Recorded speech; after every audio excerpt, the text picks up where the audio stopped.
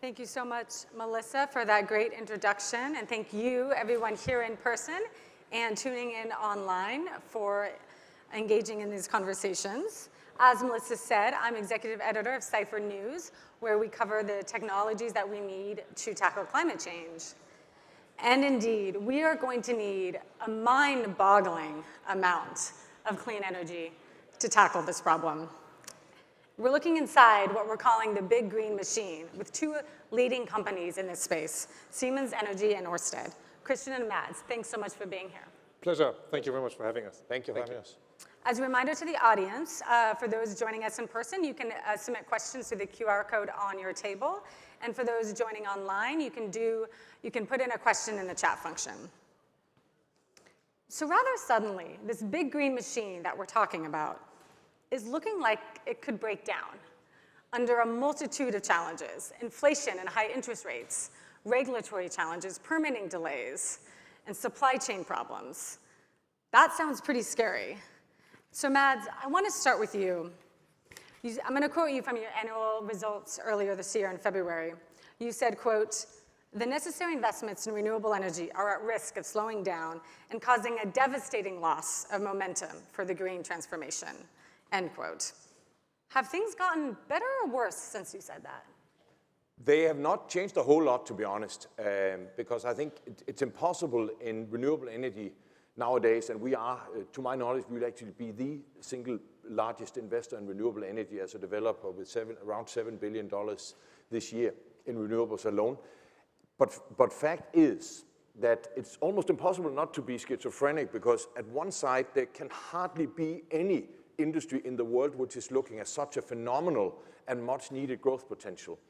And yet at the same time, the adverse impacts that we have seen in just literally the last 12 months are very challenging. Then they come on top of the already known problem with permitting delays and many other things that have been sort of unfortunately a premise for a while. But bear in mind that interest rates went from 0.2% to 3%, so 15 times higher. I know that's not a fair comparison, but for many, interest rate, cost of capital have almost doubled. And bear in mind that the fuel for renewable energy, because the wind doesn't cost anything, the fuel is capital, and that has almost doubled in cost. And at the same time, the inflation that we are looking at in offshore energy, where we are the world's largest, as an example, is around 3 times the inflation that consumers are experiencing. So very significant inflation. And when that happens, eventually either we need energy consumers to be prepared to pay a very different price for renewable energy, or we are going to look at projects where eventually, even though we invest in them, eventually we are at risk of the capital not going to renewable energy more, which would be an unforgivable mistake. So that's the complexity we are navigating. We are finding ways, I'm sure, but it's a wicked challenge that we as an industry need to solve together. I want to unpack some of what you just said there, so thanks so much for that. But before we go there, Christian, I want to turn to you. So your company provides technology for all kinds of clean energy. What impact are these economic headwinds having on your business? Is it as extreme as it is at Ørsted? First of all, I have to say, as Matt said, I mean, being in energy business is a privilege today, right? Because it's obviously, you know it's going to be growing, and even if you can keep the primary energy consumption stable over the next decades to come, electricity going to double. And that's a given, and this is obviously a privilege. We have a very diverse picture, and as you know, we're providing technologies from generation of electricity, like wind or gas, but also transmission, down to hydrogen use, and it's a very diverse picture in terms of the impact. Actually, the technologies we want to drive faster, like renewables, like wind, or in a very early stage hydrogen, are much more impacted by the current headwind effects than the more established technologies like gas. This is also partly because it's an industry which has a much longer history, much longer experience. They know how to index certain cost factors, and they know how to manage risk. We shouldn't forget, take wind as an example, because Mats is sitting here. The cost of offshore wind in the past roughly 10 years halved, right? I mean, in terms of what you got as a manufacturer. At the same time, the supply prices on steel, copper, or whatever doubled or tripled. and you put innovation in there, right? The development of a new offshore wind platform costs you a massive amount of money. So you're putting all these things together. This is not existing in a conventional technology. So it makes it actually very, very demanding. And you might know our wind business, and we are a leader in offshore wind. We have roughly 65% of the global turbines installed. Lost last year more than $1 billion, and this year it looks as, once again, will be a loss of $1 billion on the wind business. Which is really a big pre-investment, and this is exactly the challenge on how Mats explained it, right? I mean, we have an industry which is super interesting, fast growing, but has not found the economic sustainable business model it needs to attract even more capital. And it will not be resolved by just making the cake bigger. By just doubling the size, the things will not change on how they act. And this is what we need to resolve as an industry. But as I said, I mean, we have other businesses, they are growing and they're doing economically fine despite the very difficult. What businesses are those? One thing obviously is definitely the grid side, which is tremendously growing. I mean, we should never forget electrons are not transported in buckets. I mean, you need obviously a lot of interconnectors and cables. And that is obviously a fast growing, very interesting business. And interestingly enough, a very profitable business is the gas business, which is by and large for us a service business, keeping the existing fleet running. And obviously with all the changes, if I look to Europe, change to different fuels, how to balance it, how to repurpose certain installations, generated a lot of service business, which normally is profitable. And this is now what we try to balance as a company. We are fully committed to drive the energy transition, but we obviously try to do it by, let's say, gradually moving from conventional to renewables. But I have to say, for renewables, we still are working on finding a good, sustainable business model. And if I may supplement what Christian says, is that if we look at offshore as an example, we have a tremendous ambition of offshore growth pretty much around the world, including 8 US states. And we are looking at right now the total global capacity for offshore in the supply chain. So Christian and his colleagues making everything from turbines to cables to substations, converters. All of that, we have an approximate global capacity of 7 gigawatts a year. And if you look at the ambitions that we believe could very well be realistic in terms of the momentum also with the Inflation Reduction Act and the European regulatory push coming up, then we need 21 gigawatts a year, not in the 2030s, but in the back half of this decade. So we need to triple the capacity of an industry, which, to Christian's point, parts of it is losing money today. Where's that capital going to come from? And that is why regulatory measures like the Inflation Reduction Act, and something that's actually possible to qualify for, and the fact that we need to substantially reduce, everybody says that, but we'll do it as well, is that the permitting timelines just need to go substantially down. It takes much longer to permit a plot of seabed than it does to actually build a complex piece of infrastructure, which is just not acceptable. Mats, I want to ask you about that a little bit. I was chatting with another leader in the renewable energy space, and he was talking about the challenges of the long permitting delays in this high interest rate environment. Now, wind and solar grew up, so to speak, with interest rates near zero. What kind of impact does, say, a 3.9% or higher interest rate have on a project that's delayed 5-10 years versus 0%? What kind of costs are we looking at? Yeah, I can give you an example. We as a company alone, we have approximately 10 gigawatts of what we call awarded capacity. So capacity that we have won, that have been typically in competitive auctions, that we know we need to build, and we have agreed the sales price for the next 15, 20 years. But since then, the cost of what we need to put into that, both the capital but also the equipment we need to buy, has gone up very substantially. And that means that in some cases, those projects, like they look right now, are just very, very challenged and might risk being delayed, or worst case, not being built. Now we're privileged as Ørsted because we have the decades of experience in this area, and also the scale that we find ourselves in a good position to do it. But fact is, the industry, due to the fact that it takes so long from you lock the sales price till you actually take the final investment decision, that is a structural challenge which hits offshore even harder than other technologies like solar and onshore wind. But I think that's also important. I mean, to be clear, right? I mean, there's lots of projects, it's not just Ørsted, awarded, which probably will not go ahead. And because of these economics. Because of these economics, because it took so long, and now for the first time it's really so massive because we as manufacturers come back and says, hey, we will not be able to keep the price if you, let's say don't move. Plus financing costs have gone up substantially. And we're probably going to see a much lower level of undersubscription than on the biddings, which would be a disaster, right? We need to build out faster, and everything what happens at the moment is indicating actually, I would say the contrary or more challenges on that. It's a huge paradox because right now, I mean, I don't think anybody more than you and I and everybody in this room want renewables to accelerate.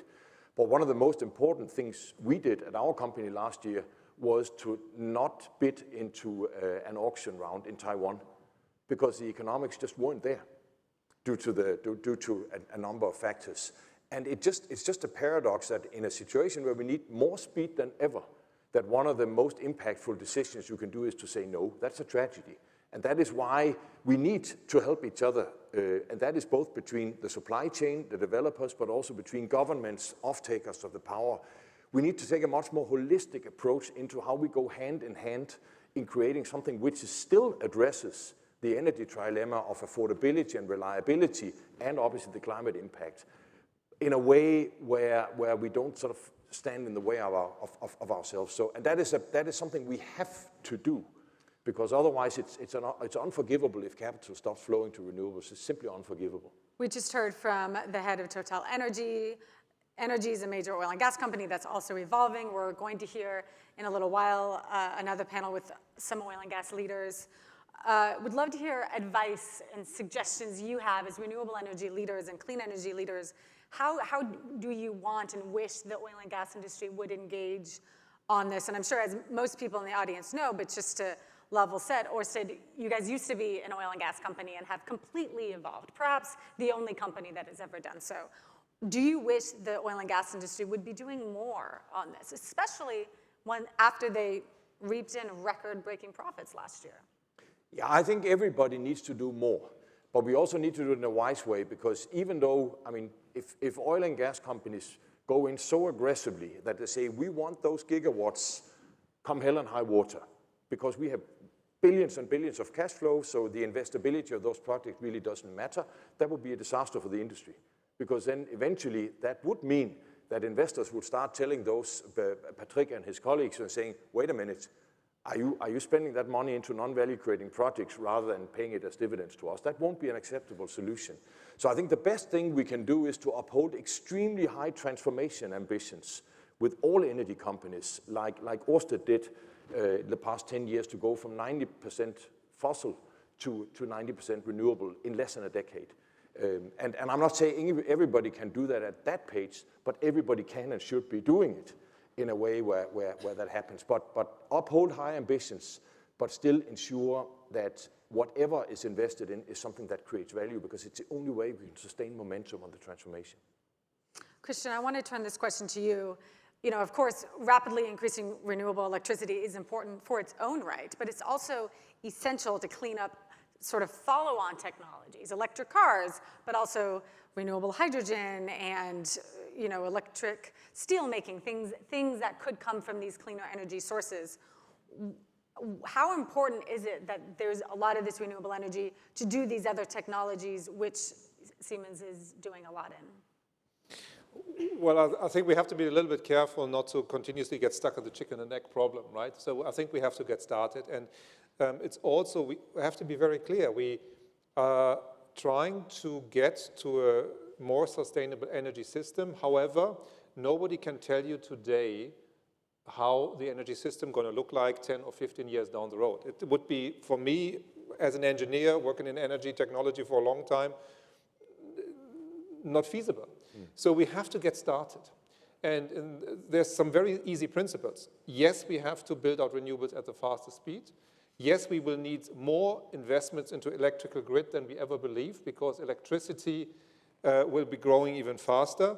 Yes, we should think on how to reuse existing energy infrastructure, and this is why gas, and there I would agree with Patrick, to a certain extent makes sense and is an important bridge.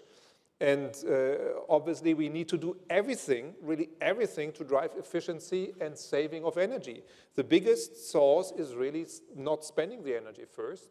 And sometimes this gets overlooked. And I think we have to be careful to say, yeah, hydrogen makes only sense if you have to do this.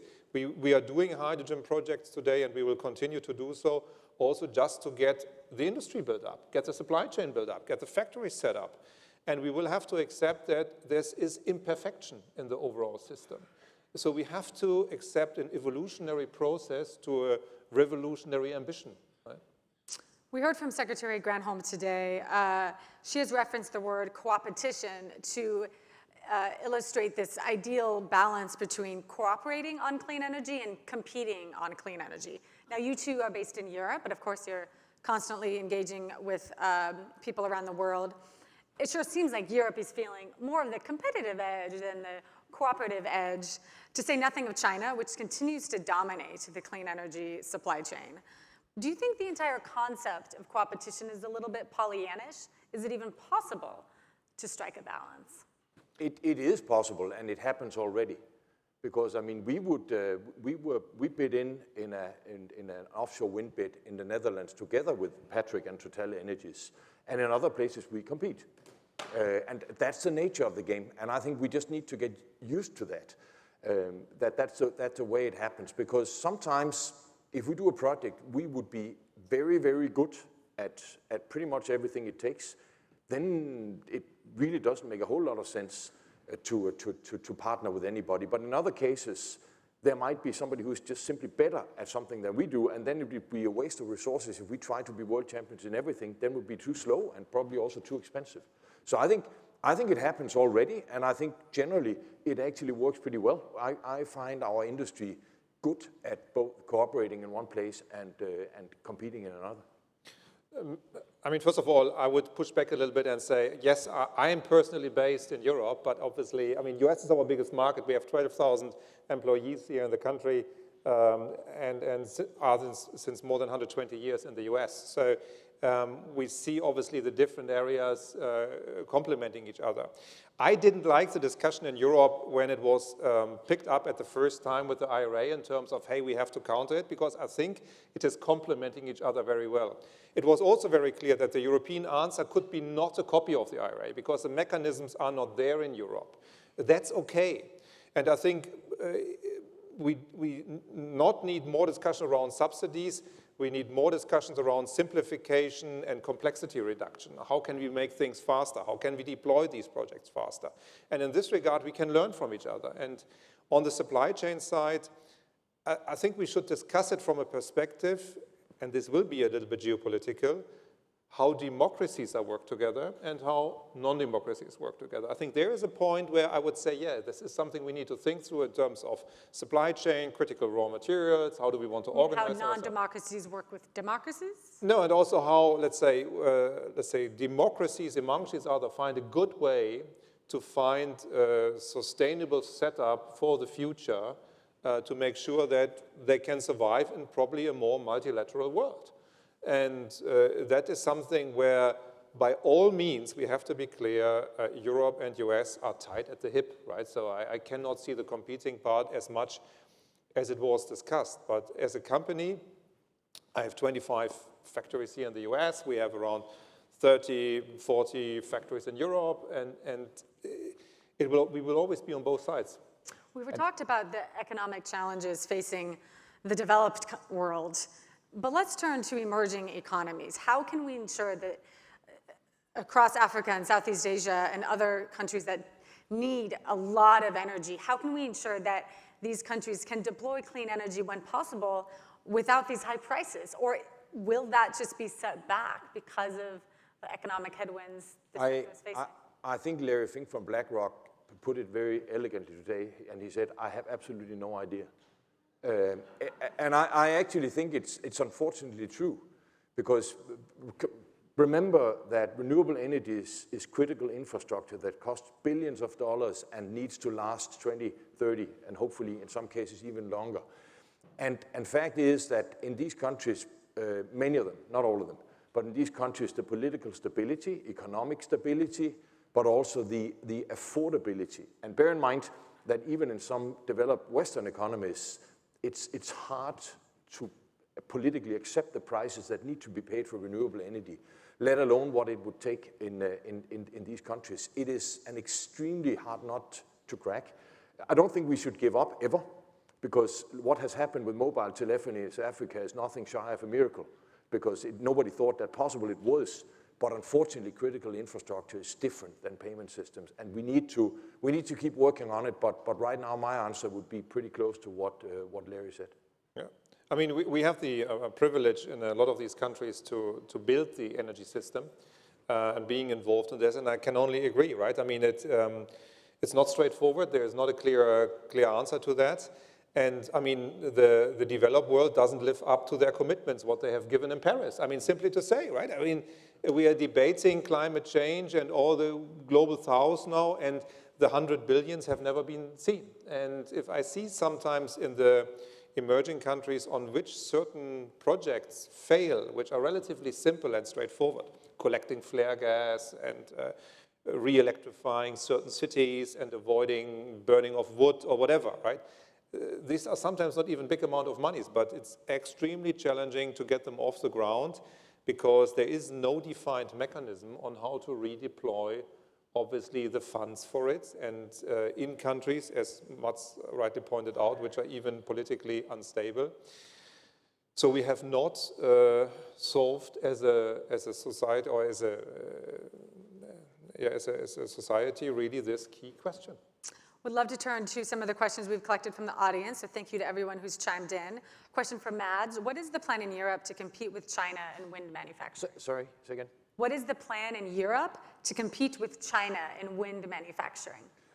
I think it's a wonderful question, because right now in some countries, and again I would speak here, I would reference offshore wind, which is where essentially in most cases the governments or states are the off-takers.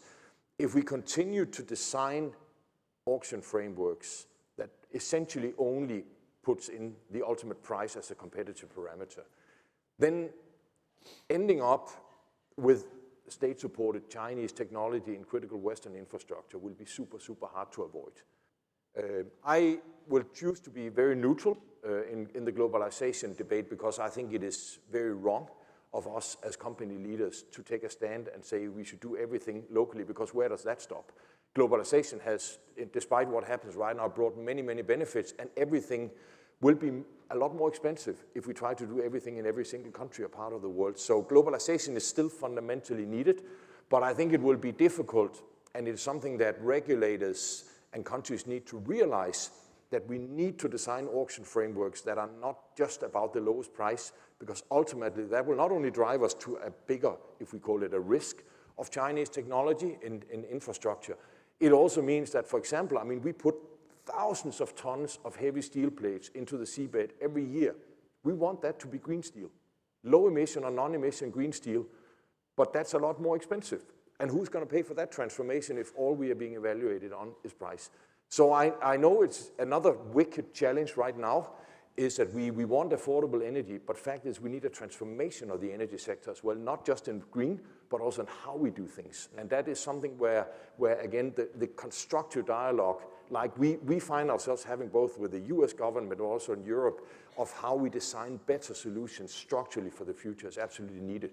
Then we will also continue to be able to purchase technology we know works. A question for both of you. What are some workforce development challenges that you're facing? Are you facing challenges sourcing and training clean energy installers and technicians?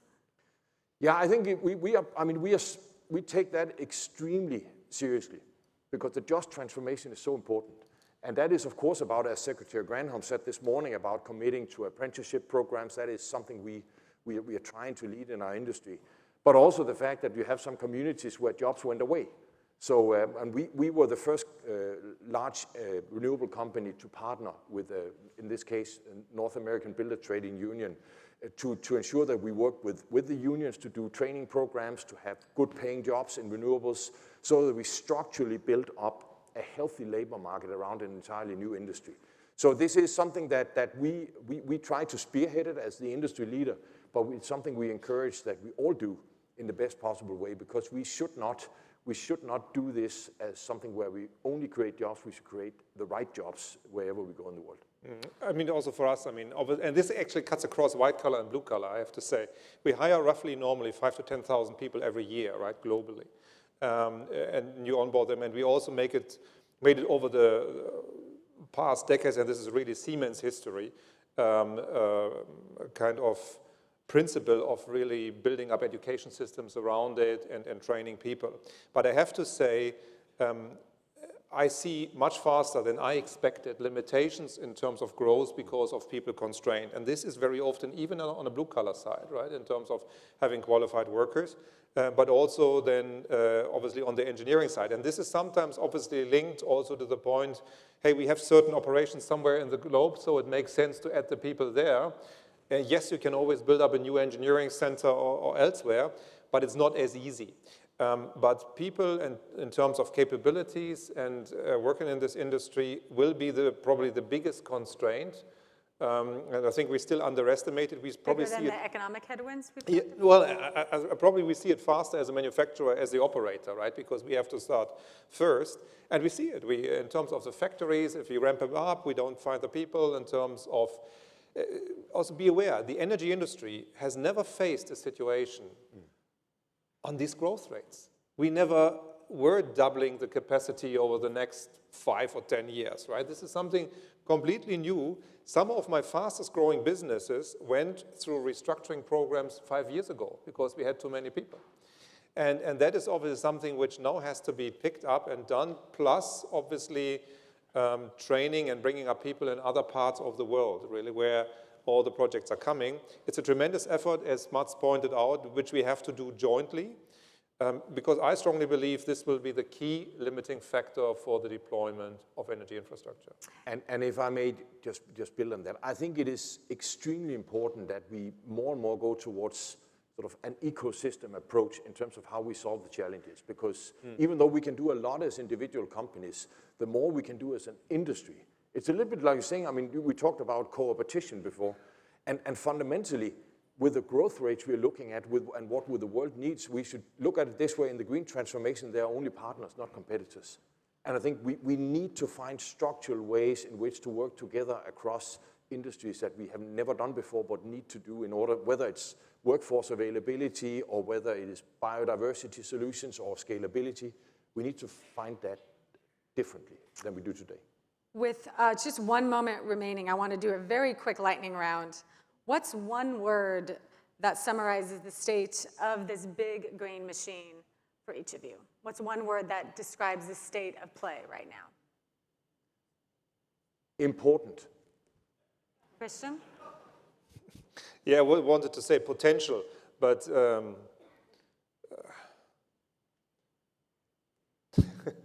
No pressure. No, I was trying to bring it in and really want together one word. How you always said, it's schizophrenic. I think that's a nice word for it. That is a good one, and it really talks to all of these tough issues we're tackling. Thank you both very much for this conversation. Thank you very much. Thank you.